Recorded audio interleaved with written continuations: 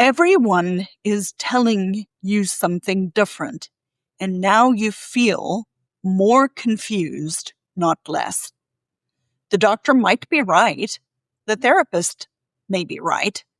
The facility might be right. And your family may be seeing something real. Your church friend is only trying to help. And you may still be standing there thinking, but what am I supposed to do with the whole situation? This is where so many of my Christian caregivers get stuck. Not because they refuse good counsel, not because they're being proud, and not because they haven't learned enough information, but because every person may be speaking from one part of the situation, while you are the only one carrying the whole situation before God. Hey, Christian Care Companion, welcome back to Dementia Caregiver Support for Christians. My name is Lizette Klute. I'm a recovering healthcare provider, a family caregiver, and a pastor's wife. If your caregiving situation keeps changing and what you used to do doesn't work anymore, go to dignicarebydesign.com/start and complete the Determine What Needs to Happen Next assessment. This will help you begin to name what is changing, what is no longer working, and what kind of response you might now need to do. Today, we're talking about this question: how Christian caregivers sort through too much dementia care advice. And I want to say this clearly from the beginning. The problem isn't that the counsel is bad. The problem isn't that the professionals are wrong. The problem also isn't that your family shouldn't try to figure this out. The problem isn't that your church friends need to stop encouraging you. Scripture honors wise counsel.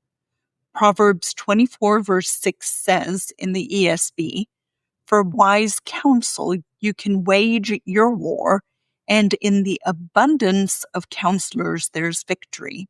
So, you are not wrong to seek counsel. You're not wrong to ask questions. You're not wrong to listen carefully. You're not wrong to want wisdom before you act. But receiving counsel wisely is not the same as treating every voice as complete, equal, or immediately actionable. That is where the confusion frequently begins. You may be in a season where everyone has something to say. The doctor says things like, "This is expected with dementia." Or the OT says, "You can still do more than you think." The facility says, "We're struggling to provide that level of care." Or your sibling says to you, "You're overreacting." And your church friend may tell you to just be more patient and love her through it. And then somewhere, someone online says, "Don't argue, always redirect, just keep the person calm." And now you're not the only one carrying the entire situation. You're also carrying everybody's counsel about the entire situation. At first, you might have been grateful. You wanted wisdom. You wanted to learn more. You wanted to listen. And you didn't want to ignore what the doctor said. And you don't want to disrespect your family. You don't want to be the caregiver who everybody says is refusing help and thinks that she is the only one that sees everything clearly. But now the problem is that advice is not making your situation clearer. It's making it harder. And you might be thinking, "I do not know whose advice to follow." But I don't want to ignore the professional input. And I cannot dismiss what I'm seeing at home. I don't want to be difficult with the facility, and I don't want my family to think I'm taking over. And most importantly, I don't want to make the wrong decision before the Lord. Underneath all of that is this question: what does faithfulness require with this specific person in this specific situation right now? And that is not a small question. It is a responsibility question, and it is not fixed by simply collecting more opinions. Here's the picture I want you to hold in your mind. Maybe you have heard the old illustration of a blind person several blind people standing around an elephant. One touches the trunk and says, "This is what the elephant is like." The other touches the leg and says, "No, this is what the elephant is like." Another touches the side. One touches the ear.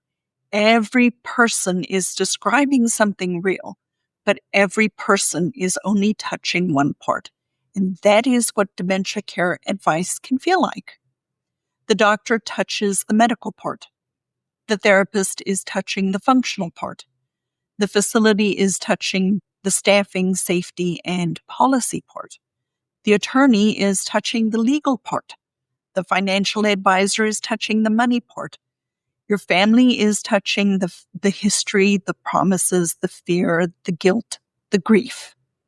Your church is touching the faithfulness, endurance, forgiveness, and sanctification part.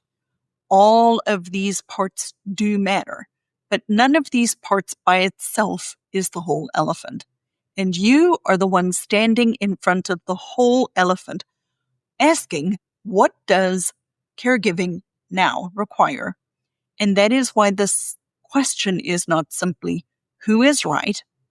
The better question is, what part of this situation is that person seeing?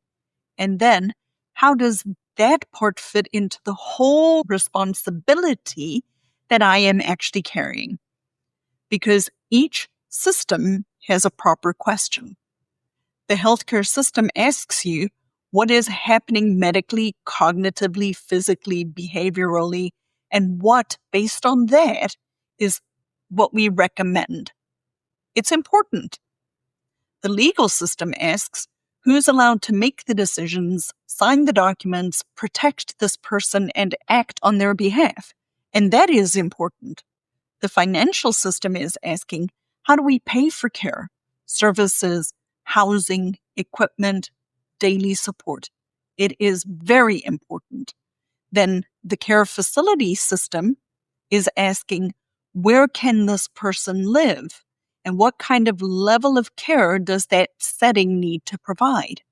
That is also important.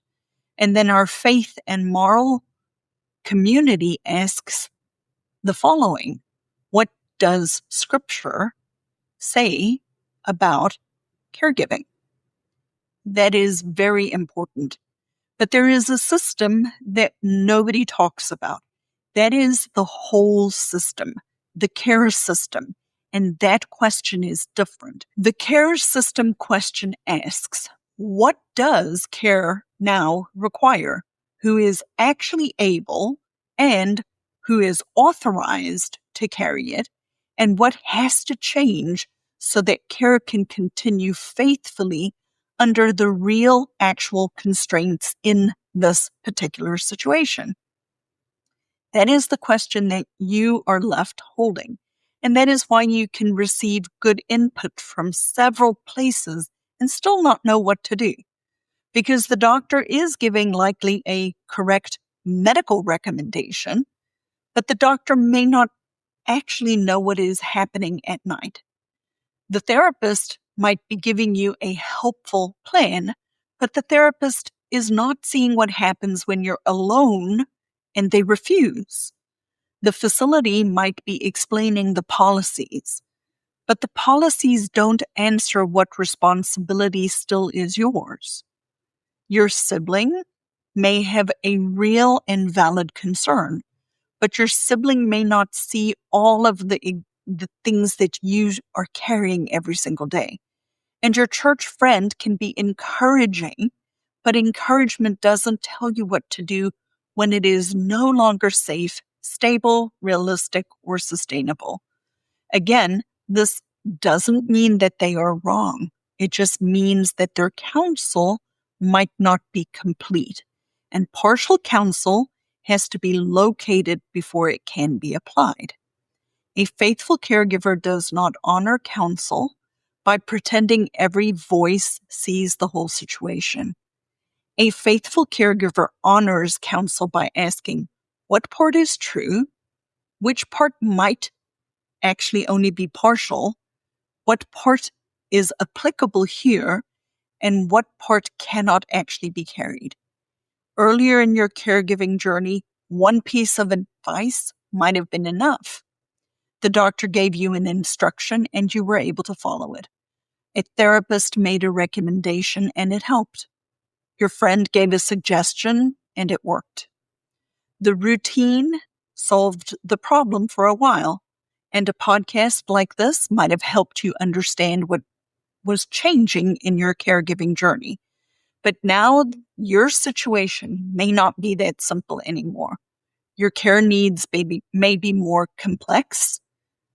Your person's capacity might be changing, and home might not be working the way it always used to. Your limits could be reaching the end, and your family might be more involved, or they may be more divided, and risks might be higher. The decisions you make are likely affecting more people. So when the advice keeps multiplying and the question is still not settled, that may be a sign that this is not an information problem anymore. And it might not actually even be an advice problem. It might be an application problem. It might be a ordering problem. It may be that no one has helped you see what question belongs where. So let me give you a simpler way to begin.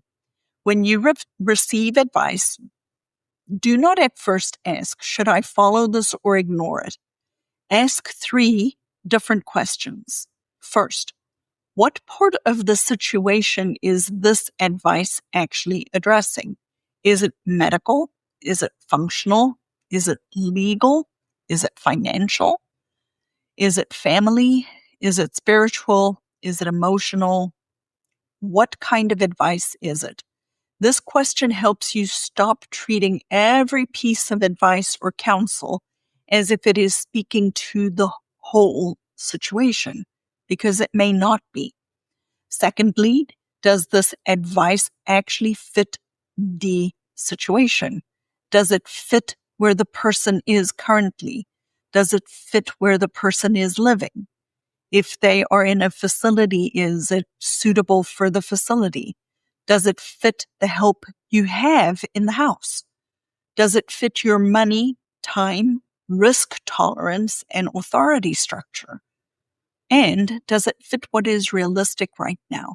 Some advice may be true in general, but not realistic in your particular situation. Some advice may be wise later, but maybe not yet.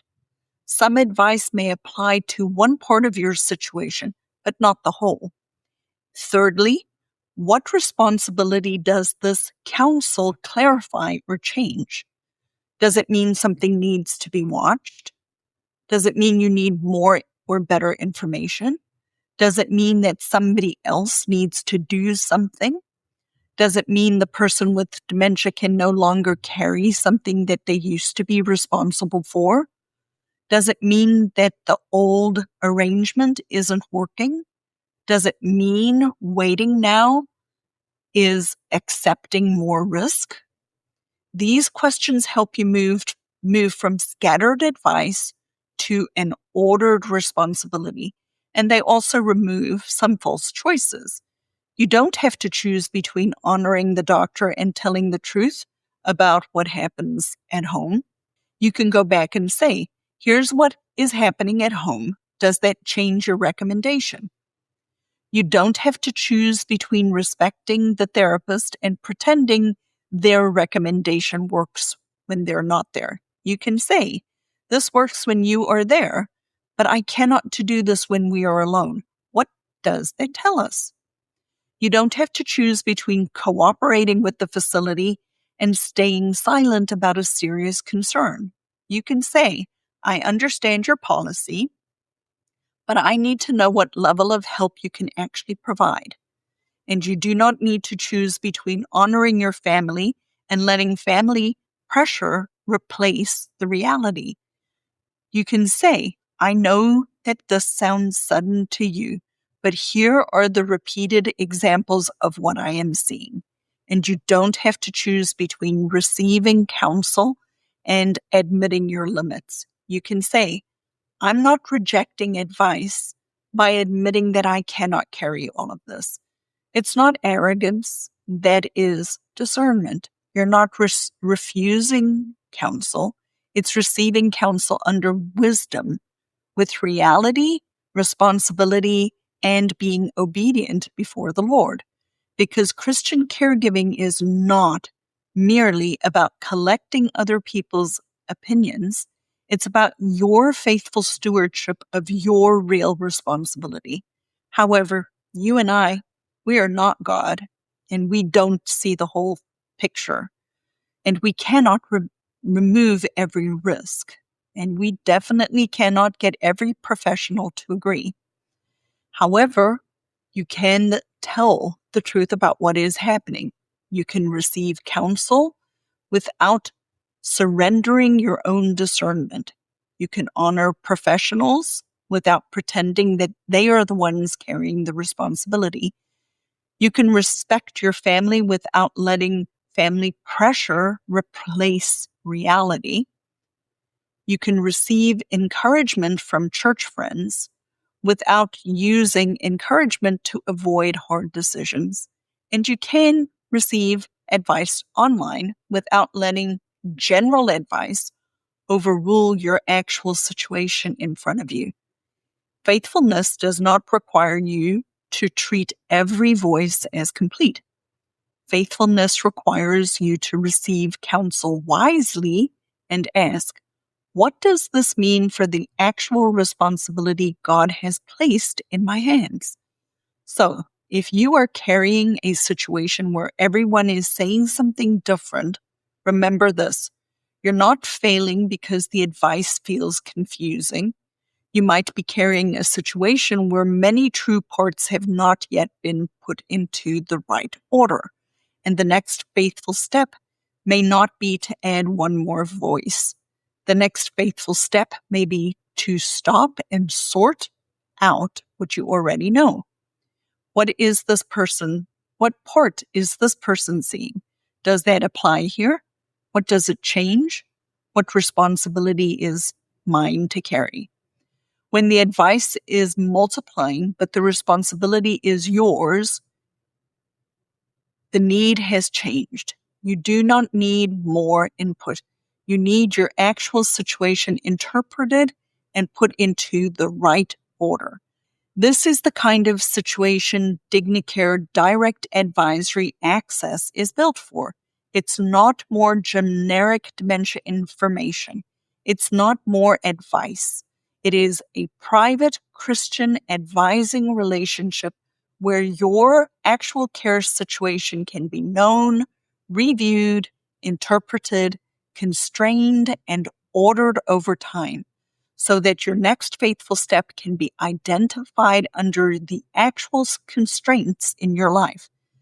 So if your caregiving situation keeps changing and what used to work no longer works reliably, go to Dignicare by Design /start and complete the assessment called Determine What Needs to Happen Next. It'll help you start to name what has changed, what is no longer working, and what kind of response you might now need to do. Until next time, remember, we are not trying to control the future. We're trying to steward faithfully what God has placed in our hands today. And as I end all of my episodes, may the Lord bless you and keep you. And I hope to see you in the next episode.